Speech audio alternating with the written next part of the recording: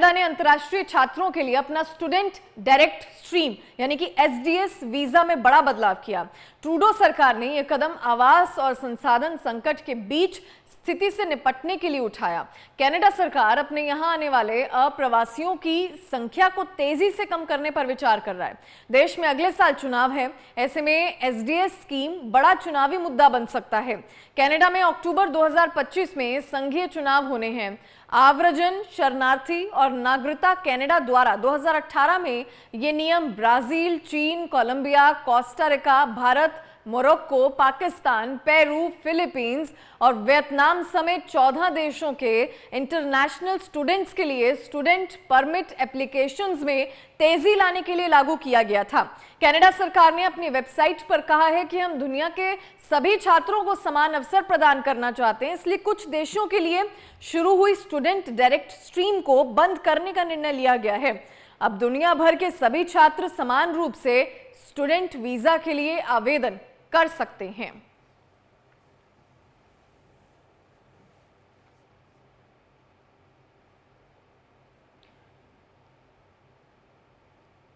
बार बार Canada जाने वालों पर अब असर जो है पड़ेगा। आपको बता दें कि कनाडा ने वीजा नियमों में ये बड़े बदलाव किए हैं।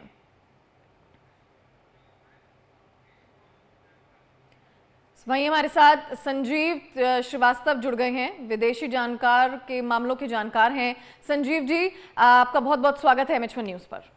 धन्यवाद। संजीव जी, सबसे पहले क्योंकि बहुत सारे स्टूडेंट्स ऐसे हैं जो आज हमें सुन रहे होंगे, जो कनाडा जाना चाहते हैं या फिर बार बार जाते हैं, स्टूडेंट वीजा के लिए अप्लाई करते हैं, सबसे पहले आपसे यही जानना चाहते हैं कि कनाडा सरकार ने क्या बड़े बदलाव किए हैं अपने वीजा में, और आसान भाषा में भी आपसे समझेंगे सर, जो स्टूडेंट्स जो हैं वो समझ पाए।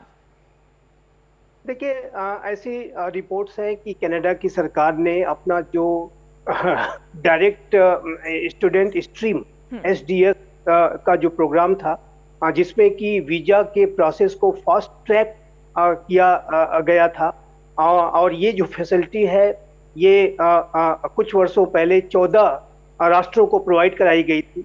अब उसको कनाडा की सरकार ने बंद करने का फैसला किया है। और इस फैसिलिटी से, एसडीएस की फैसिलिटी से, जो हमारे जो स्टूडेंट्स थे उनके जो वीजा के प्रोसेसिंग में सहूलियत मिलती थी, उसमें समय कम लगता था। लेकिन अब इस फैसिलिटी के बंद हो जाने से एक जो समस्या आ सकती है वो ये है कि जो वेट टाइम है जो प्रोसेसिंग का, वो जारी बढ़ेगा। और ऐसे में जो स्टूडेंट्स हैं जो कि वीजा के लिए जो अप्लाई जिन्होंने किया है या जो करने जा रहे हैं, जो उनको अपनी जो कनाडा के संबंध में जो वहाँ पे पढ़ने का की जो योजनाएं हैं उसको बनाने का जो प्रोग्राम है वो और पहले से शुरू करना चाहिए। और जिन स्टूडेंट्स को जो स्टूडेंट्स अप्लाई कर चुके हैं, जाहिर है कि उन्हें एक लॉन्गर टाइम पर वेट करना पड़ेगा। उन्हें भी वीजा मिलेगा, ऐसा नहीं है कि उनको वीजा नहीं मिलेगा, लेकिन ये जो वीजा को प्रोसेस करने का जो पूरी प्रक्रिया है उसका जो टाइम है वो लंबा हो सकता है। ये जो एक समस्या आ सकती है। और कनाडा की जो सरकार है वो अपने नीतियों में परिवर्तन ला रही है, और जाहिर है कि अगले वर्ष वहाँ पर चुनाव होने वाले हैं। तो ये जो सरकार है वो पहले से ही बेहद अलोकप्रिय सरकार है। जस्टिन ट्रूडो की सरकार ने अपनी तमाम गलतियों के माध्यम से, जाहिर है कि कनाडा में एक काफ़ी वो लगातार अलोकप्रिय होते जा रहे हैं। इस बात की पूरी संभावना है कि ये जो सरकार आने वाले इलेक्शन में उसकी पराजय होगी। और एक कंजर्वेटिव पार्टी अगर आप देखें तो वो अच्छा परफॉर्म कर रही है। उनके नेता पोलिवेयर लगातार बेहतर से बेहतर अपने प्रदर्शन कर रहे हैं, उनकी लोकप्रियता बढ़ रही है। तो ऐसे में जो कनाडा की सरकार है, अपनी अनेक असुरक्षाओं की वजह से वो अब अपनी देश की जनता को ये इम्प्रेशन देना चाहते हैं कि वो अपने राष्ट्र के लोगों के हितों को पहले ध्यान देंगे, और उस प्रक्रिया में वो जो विदेशी जो छात्रों की जो को आने की जो उनकी पहले की योजना थी उसमें वो कटौती करेंगे, इत्यादि इत्यादि। तो एक तरीके का ये जो इम्प्रेशन है वो एक नेशनलिस्टिक इम्प्रेशन है, एक सेल्फ सेंट्रिक इम्प्रेशन है। और अभी आपने देखा कि यूनाइटेड स्टेट्स ऑफ अमेरिका में राष्ट्रपति ट्रंप के चुने जाने से और उनके इमाइग्रेशन के बारे में उनके भी बहुत कठोर विचार हैं। वो भी अमेरिका फर्स्ट की नीति को लेकर के आगे चलते हैं। तो ऐसे में जो एक वातावरण जो इमिग्रेशन को लेकर के है वो थोड़ा कठिन दिखाई देता है।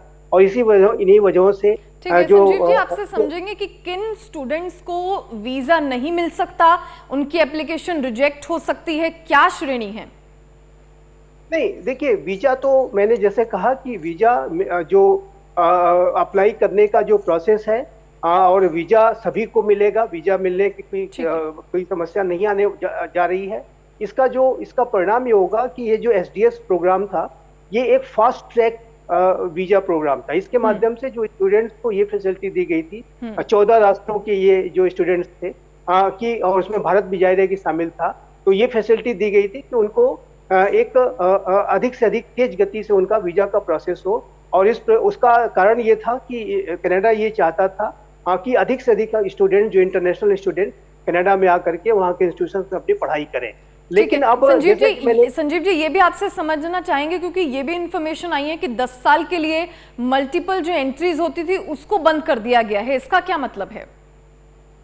देखिए, ये जो पर्यटक वीजा से संबंधित भी कुछ बदलाव करने की जो कनाडा की सरकार कोशिश कर रही है, और जैसा कि मैंने कहा कि चाहे स्टूडेंट वीजा हो, चाहे वो टूरिस्ट वीजा हो, और सभी में वो इस तरीके के बदलाव करने की कोशिश कर रही है ताकि वो ये जनता को, कनाडा की जनता को दिखा सके कि वो अपने राष्ट्र के लोगों के हितों को पहले देखेंगे और फिर अंतर्राष्ट्रीय समुदाय के बारे में सोचेंगे। तो ये एक पॉस्चरिंग, मैं इसको कहूँगा, वो है। और कनाडा की सरकार जो कि अब चुनाव फेस करने जा रही है, और उसको बड़ी आशंका है कि उन चुनावों में उसकी हार हो सकती है, तो ऐसे में वो अपने जो इन नीतियों में मेरा असेसमेंट के मुताबिक ये जो चुनावों को ध्यान में रखते हुए वो ये बदलाव कर रहे हैं।